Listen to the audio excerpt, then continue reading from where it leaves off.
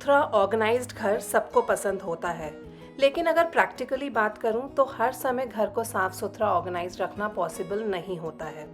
Specially अगर आपके घर में बच्चे हैं तो ये कोई बहुत ताज्जुब की बात नहीं है कि घर में चीज़ें इधर उधर बिखरी रहेंगी। बहुत सारी चीज़ें बहुत कॉमनली हमें इधर उधर पड़ी हुई मिल जाती हैं, जैसे कि न्यूज़पेपर्स, रिमोट्स, बुक्स। स्पेशली मेरे घर में अगर मैं आपको अपने घर की बात बताऊं तो मेरे यहाँ पे बुक्स आपको एवरी नूक एंड कॉर्नर में मिल जाएंगी। Yes, I am very happy that my kids have the reading habit, but हर समय ये विजुअल क्लटर सही नहीं लगता है। So hello guys and welcome back to nurturing homes. आज हम कुछ ऐसे ही ज़ीरो कॉस्ट ऑर्गेनाइजर्स की बात करेंगे जो कि हमारे घर के विजुअल क्लटर को कम करेंगे और प्रैक्टिकली हमारे घर को नीट एंड क्लीन रखने में मदद करेंगे। हम सबके यहाँ आजकल एक से ज़्यादा रिमोट घर पे होता ही है। ऐसे में इस समय जो रिमोट्स काम नहीं आ रहे हैं, जैसे कि एसी के रिमोट हो गए, क्योंकि इस समय मौसम ठंडा हो गया है, बरसातें भी चालू हो गई हैं, तो हमें ध्यान रखना चाहिए कि इन रिमोट्स की हमें बैटरी निकाल के रखनी चाहिए, वरना ये बैटरीज लीक हो जाती हैं और रिमोट्स खराब हो जाते हैं। अननेसेसरी खर्चा बैठेगा इनको नया लेने में।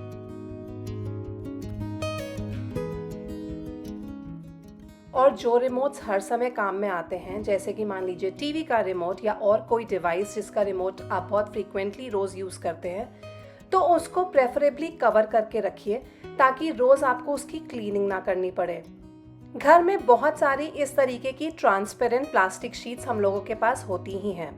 बस आपको यही एक शीट लेनी है और इसको रिमोट के साइज़ का काट के सेलो टेप की मदद से रिमोट को इस शीट के साथ कवर कर देना है। बहुत छोटी सी बात है ये, लेकिन एक ये छोटा सा स्टेप कर लेने से हमारा रिमोट प्रोटेक्टेड रहता है, ना सिर्फ डस्ट से, बल्कि कई बार ऐसा भी होता है कि जिस सेक्शन में हम बैटरी डालते हैं उसका जो कवर है वो लूज होने लग जाता है, क्योंकि बच्चे टीवी देखते देखते रिमोट हाथ में रखते हैं, उसके साथ खेलते हैं, इधर उधर मिसयूज करते हैं, ठीक से हैंडल नहीं करते। तो बहुत कॉमन सी चीज़ है ये कि उसका कवर लूज हो जाता है। ऐसे में रिमोट हर समय प्रोटेक्टेड रहेगा अगर आप उसे इस तरीके की ट्रांसपेरेंट प्लास्टिक शीट से कवर करके रखेंगे तो। चीज़ों को सही तरीके से रखने में ही समझदारी है। ऐसे में हम अननेसेसरी खर्चे से भी बच जाते हैं, क्योंकि चीज़ें खराब नहीं होती और ऑर्गेनाइज्ड वे में घर में रखी रहती हैं। जो रिमोट्स फ्रीक्वेंटली यूज़ होने हैं उनको तो मैंने प्लास्टिक शीट से कवर कर दिया है, लेकिन जो रिमोट यूज़ नहीं हो रहा है उसको मैं एज इट इज़ बिना कवर किए कबर्ड के अंदर रखूंगी। जब वो रिमोट यूज़ करना होगा तो बैटरी डालने के बाद मैं उसको कवर करूंगी और यूज़ करना शुरू करूंगी। फॉर द टाइम बीइंग ये जो बैटरीज हैं इनको मैं एक डिस्पोजेबल कंटेनर में डाल के एक जगह सेव करके रखती हूँ फॉर लेटर यूज़, ताकि ये चीज़ें एक जगह संभली रहें और इस तरीके से डिस्पोजेबल कंटेनर भी यूज़ हो जाता है। रीयूज़ करना और रिसाइकल करना is a good habit for a sustainable living. कुछ चीज़ों का और भी मैं घर में बहुत ख्याल रखती हूँ, specially when it comes to kids या उनसे रिलेटेड कोई भी चीज़ हो तो। जैसे कि उनके कमरे की बेडशीट हमेशा मैं डार्क कलर्ड की ही प्रेफर करती हूँ। अब बच्चे तो बच्चे ही हैं, हम एक्सपेक्ट नहीं कर सकते कि वो हर समय एडल्ट्स की तरह बिहेव करें या फिर बहुत ध्यान रखें, इधर उधर कूदे नहीं। गंदे पैर लेके बेड के ऊपर भी कई बार बच्चे चढ़ जाते हैं। ऐसे में अगर हम उनके कमरे में लाइट कलर की बेडशीट हमेशा बिछाएंगे तो बहुत जल्दी जल्दी वो गंदी होती है और हमें जल्दी जल्दी उसे धोना भी पड़ेगा। स्पेशली बरसातों जैसे मौसम में बहुत दिक्कत हो जाती है, क्योंकि कपड़े भी जल्दी जल्दी सूखते नहीं हैं। तो प्रेफरेबली डार्क कलर की बेडशीट्स यूज़ कीजिए ताकि आपको जल्दी जल्दी बच्चों के कमरे में ये शीट चेंज ना करनी पड़े। घर में जो हम तकिए यूज़ करते हैं, अगर उसमें हम पिलो प्रोटेक्टर्स ना लगाएं तो इस तरीके से वो गंदे होने शुरू हो जाते हैं। सफ़ेद पिलोस पे आपको ये अलग से पैचेस नज़र आ ही रहे होंगे और इनको आप धो भी नहीं सकते। ऐसे में बाज़ार से नए पिलो प्रोटेक्टर्स लेने के बजाय आप एक काम कर सकते हैं। हम सबके पास घर में एक्स्ट्रा पिलोस होते ही हैं, क्योंकि कई बार या तो बेडशीट ख़राब हो जाती है लेकिन पिलो कवर्स एकदम सही रहते हैं। तो उन पिलो कवर्स को आप as pillow cover protectors use कर सकते हैं instead of buying the new ones from the market. यहाँ मैं यही कर रही हूँ। ये जो पिलो कवर मैंने अभी बिछाया है, इसकी बेडशीट खराब हो गई थी। प्रेस करते समय वो जल गई थी और बेडशीट क्योंकि ख़राब हो गई तो ये कवर्स बच गए थे। इनको मैं यूज़ कर रही हूँ एज पिलो कवर प्रोटेक्टर्स। तो जब भी आप नए पिलोज लाएं या फिर आपके एग्जिस्टिंग पिलोज पे भी इस तरीके से पुराने तकिए के कवर्स यूज़ करके आप उनको प्रोटेक्टेड रख सकते हैं। इनके ऊपर आप रेगुलर अपने बेडशीट के मैचिंग पिलो कवर्स चढ़ा दीजिए, जो भी आप बेडशीट इस समय करंटली यूज़ कर रहे हैं। और अब या तो आप चाहें तो इसको सिल सकते हैं, इसके ऊपर कच्चा कर लीजिए ताकि जब आप चाहें इन कवर्स को भी धो सकते हैं निकाल के। लेकिन मैं क्या करती हूँ, ये जो इनकी ओपनिंग है इनको अंदर की तरफ डाल देती हूँ और जो बेडशीट के साथ का मैचिंग कवर है वो यूज़ अप कर रही हूँ। ऐसा करने से मुझे कोई कच्ची सिलाई भी नहीं करनी पड़ेगी अपने पिलो कवर प्रोटेक्टर में, और ये डबल प्रोटेक्शन भी मिल गया मेरे पिलो को। अब ये गंदे भी नहीं होंगे। मैचिंग मैंने पिलो कवर भी चढ़ा दिया and I am all sorted. तकिए गंदे नहीं होंगे तो मुझे भी दिक्कत नहीं होगी बार बार। बिना मेहनत किए, बिना कोई भी खर्चा किए हमारे घर पे ही बैठे बैठे पिलो कवर प्रोटेक्टर्स रेडी हैं। घर में फैली हुई चीज़ें जैसे कि किताबें, न्यूज़पेपर, रिमोट, इन सबको संभाल के रखने के लिए 2 हम ऑर्गेनाइजर्स बनाएंगे। बिल्कुल ज़ीरो कॉस्ट हैं ये, और घर पे ही पड़े हुए सामान के साथ हम इन्हें बनाएंगे। एक शू बॉक्स यूज़ कर रही हूँ, ये हम सबके पास अक्सर घर पे होता ही है। शू बॉक्स नहीं है तो आप कोई भी इस तरीके का रेक्टेंगुलर बॉक्स यूज़ कर सकते हैं। इस बॉक्स का ऊपर का जो कवर है या लिड है उसको मैं कट कर दूंगी और इसके बेस के साइज का बना दूंगी। इस टॉप लिड को मैं बेस के साथ स्टिक कर दूंगी यूजिंग अ ग्लू गन। आप फेविकोल भी यूज कर सकते हैं। ग्लू गन मैं इसलिए यूज कर रही हूँ क्योंकि बहुत जल्दी उससे स्टिक हो जाता है। तो ये ऊपर का कवर नीचे बेस पे स्टिक करके मैंने इसका बेस और ज़्यादा स्टर्डी कर दिया है। ये जो शू बॉक्स मेरे पास पड़ा था वो थोड़ा सा डिस्टॉर्ट हो रहा था, इसका गत्ता थोड़ा सा खराब हो रहा था, इसलिए मैंने डिसाइड किया कि इसको और ज़्यादा स्टर्डी बनाने के लिए मैं इसके चारों साइड्स पे एक और साइज़ का गत्ता लगा के इसको डबल प्रोटेक्ट कर दूंगी। तो मैंने साइड्स के साइज़ के हिसाब से एक्स्ट्रा गत्ता काटा है और उन गत्तों को मैं साइड्स पे पेस्ट कर रही हूँ, just for making it little more sturdy. और कोई वजह नहीं है। अगर आपका जो बॉक्स है वो ऑलरेडी काफ़ी ज़्यादा मजबूत है, स्टर्डी है, तो आपको ये डबल लेयर गत्ते की ज़रूरत नहीं पड़ेगी। अब ये मेरा बॉक्स काफ़ी ज़्यादा स्टर्डी हो चुका है, बहुत मजबूत लग रहा है, लेकिन इसके एजेस को अच्छा और नीट करने के लिए मैं इस पे लगा दूंगी ये पेपर टेप। भले ही हम DIY कर रहे हैं, लेकिन अगर DIY सही तरीके से किया जाए तो चीज़ें एवरलास्टिंग बनती हैं। टॉप के चारों एजेस मैंने इस तरीके से पेपर टेप से सिक्योर कर दिया है। और अब एक पुराना कपड़ा ले रही हूँ जो मेरे पास घर पे पड़ा हुआ था, उससे मैं इस बॉक्स को कवर कर दूंगी, just to give it a little aesthetic look. क्योंकि एज इट इज़ अगर हम वो डब्बा यूज़ करते हैं तो मज़ा नहीं आता है यूज़ करने में, देखने में अच्छा नहीं लगता है।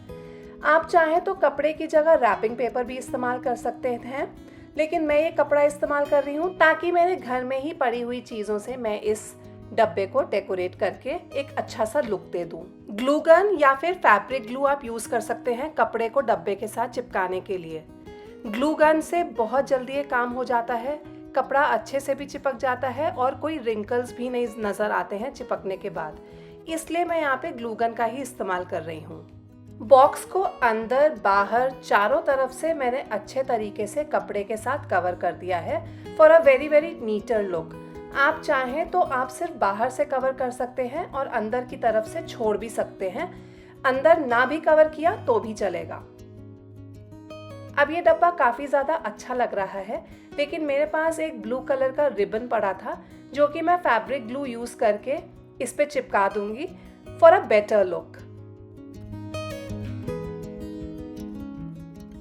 ये सब काम करना कम्प्लीटली ऑप्शनल है, ये तो मैं सिर्फ इसीलिए कर रही हूँ कि डब्बे का थोड़ा सा लुक सुधर जाए और देखने में ये प्यारा लगे। जो सबसे ज़्यादा ज़रूरी चीज़ है वो ये है कि हम इस तरीके से ज़ीरो कॉस्ट ऑर्गेनाइजर्स घर पे ही पड़े हुए सामान के साथ बिना कोई खर्चा किए आराम से बना सकते हैं। बस थोड़ा सा ही एफर्ट अगर हम लेंगे तो घर की सारी चीज़ें इस ऑर्गेनाइज़र में आप डाल के आराम से व्यवस्थित करके रख सकते हैं। मैं ये ऑर्गेनाइज़र बुक्स रखने के लिए बना रही हूँ। आप इसमें कुछ भी घर का सामान रख के चीज़ों को विजुअली क्लटर्ड लगने से बचा सकते हैं।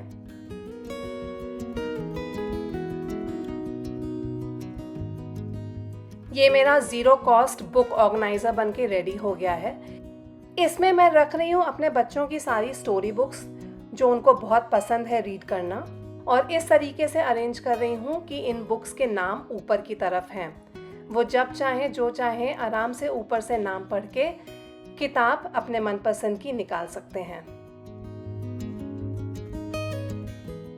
ये बुक ऑर्गेनाइज़र मैं रखूँगी बच्चों के बेड के साइड टेबल के ऊपर। जनरली वो रात में सोने जाने से पहले बुक्स ज़रूर रीड करते हैं। I hope this will help me, क्योंकि अब और बुक्स फैली नहीं रहेंगी हर समय बेड के ऊपर।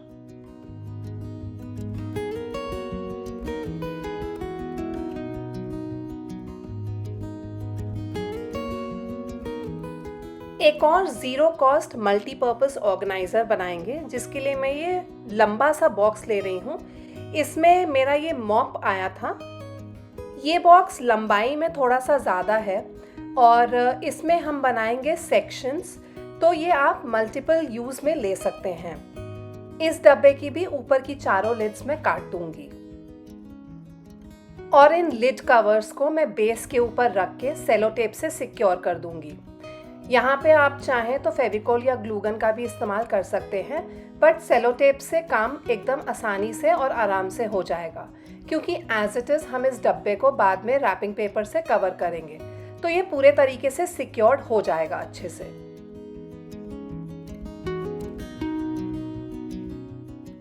इस डब्बे में मुझे 3 वर्टिकल सेक्शंस बनाने हैं, तो नीचे मैं बेस ले लूँगी करीबन 5 इंच का। 5 इंच के हिसाब से नीचे की तरफ मार्किंग कर लूँगी और ऊपर की तरफ मैं डायगोनली एक लाइन बनाऊंगी जहाँ पे मुझे कट करना है इस बॉक्स को। आप स्क्रीन पे देख ही सकते हैं, नीचे का 5 इंच छोड़ने के बाद 2 डायगोनल एंड्स को मैंने ज्वाइन कर दिया है। इस लाइन के अलोंग मुझे इसको कट करना है। ये डायगोनल लाइन कट कर लेने के बाद दूसरी तरफ से मैं 5 इंच छोड़ते हुए स्ट्रेट कट मारूंगी नीचे की तरफ। 2 तरफ से कट लग चुका है मेरा। अब तीसरी तरफ मैं एक और डायगोनल कट मारूंगी।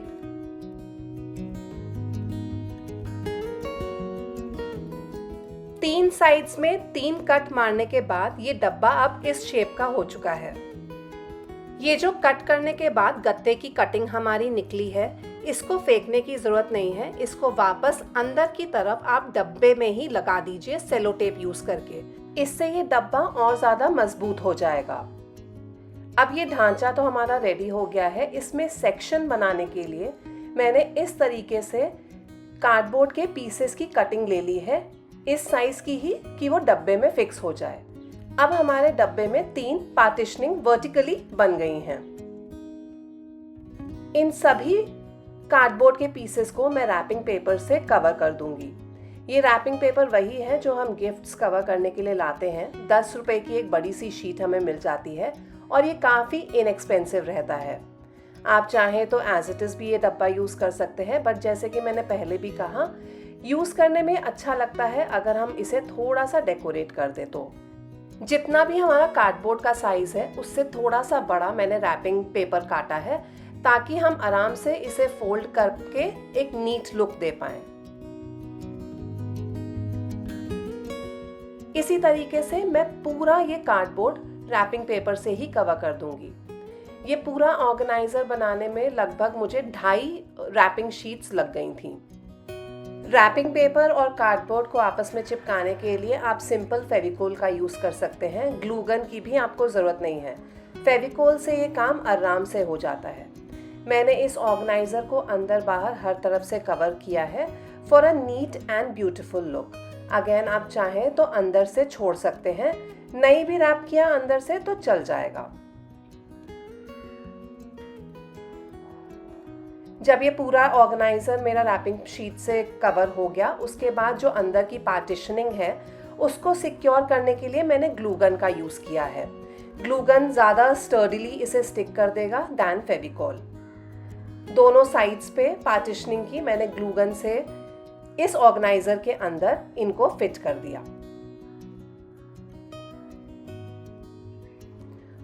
और इस तरीके से जीरो कॉस्ट मल्टीपर्पस ऑर्गेनाइजर हमारा रेडी हो गया है। आप इसमें जो चाहे घर का सामान रख सकते हैं। सिर्फ बुक्स के लिए भी यूज किया तो भी वेल एंड गुड। फिलहाल मैं इसको यहाँ पे लिविंग रूम में प्लेस कर रही हूँ। इसमें आप रख सकते हैं बच्चों के chart papers in the taller section. बीच में मैं न्यूज़पेपर्स रख रही हूँ जो अक्सर लिविंग रूम में फैले रहते हैं, और पहले वाले सेक्शन में कुछ रीडिंग बुक्स। इस ऑर्गेनाइजर को बनाने के लिए बेसिकली आपको एक टॉल बॉक्स की ही जरूरत पड़ेगी, तभी इजीली ये पार्टिशनिंग बन पाएंगी और सेक्शन वाइज अच्छे से ये नजर भी आएंगी। आई होप आपको ये ऑर्गेनाइजर पसंद आया होगा और आप इसे जरूर बनाने का सोचेंगे। नेक्स्ट, अगर हम घर में ड्रॉर्स की बात करें तो अक्सर वो फैली रहती हैं। कुछ भी निकालने जाओ तो मिलता नहीं है सामान, क्योंकि सही से पड़ा ही नहीं होता सेक्शन वाइज। अब हम नेक्स्ट इस ड्रॉर को ही ऑर्गेनाइज करेंगे इस तरीके से कि हर सामान हम सेक्शन वाइज प्लेस कर पाएं और ठीक से अरेंज कर पाएं। ये ऑर्गेनाइजर भी जीरो कॉस्ट ही है और घर पे पड़े वेस्ट सामान से ही हम बनाएंगे।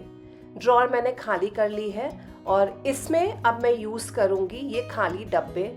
कुछ मट्ठी के डब्बे हैं, गुड नाइट या मॉर्टीन वाले डब्बे हैं, चाय बिस्किट्स जो हम खरीदते हैं उसके कार्टन्स हैं। ये सभी वेस्ट बॉक्सेस आप इस ऑर्गेनाइजर में यूज कर सकते हैं।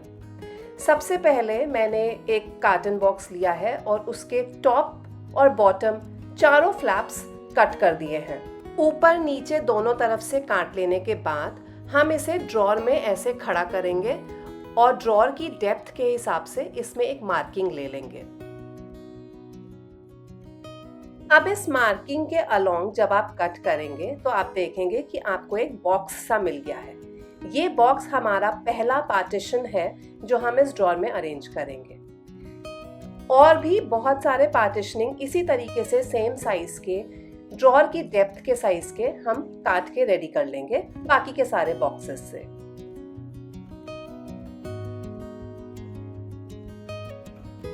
आप चाहें तो जो हमने चारों फ्लैप्स काटे थे ऊपर और नीचे के, तो आप एक तरफ का फ्लैप छोड़ भी सकते हैं। जैसे मॉर्टीन के डब्बे बहुत ज्यादा लंबे नहीं होते हैं तो मैंने इनके नीचे का बेस छोड़ दिया है। ये आपके ऊपर है, जैसी आपकी रिक्वायरमेंट हो वैसा कीजिए। इनफैक्ट नीचे अगर बेस रहेगा तो अगर आप छोटी मोटी पिन्स वगैरह रख के अरेंज करेंगे तो इन बॉक्सेस से वो नीचे गिरेंगी नहीं। अब ये सारे बॉक्सेस मैंने अपने हिसाब से एडजस्ट कर लिए हैं ड्रॉर में, और सबको मैं एक दूसरे के साथ अटैच कर दूंगी स्टेपल करके। अब ये अपनी जगह से हिलेंगे नहीं। अब आप जो चाहें इन सेक्शंस में कैटेगरी वाइज अरेंज कर सकते हैं, कोई चीज़ एक दूसरे से मिलेगी नहीं। मैं अपना चार्जर अरेंज कर रही हूँ, लैपटॉप और फ़ोन के जो केबल वायर्स होती हैं उनको भी सेग्रीगेट करके रखा है। मेरी डायरी, टैबलेट, स्टेपलर और स्टेपलर पिन्स एक साथ एक सेक्शन में चली गई हैं। सारी पेंसिल्स एक साथ अरेंज्ड हैं, सारे क्लिप्स एक साथ एक सेक्शन में चले गए हैं।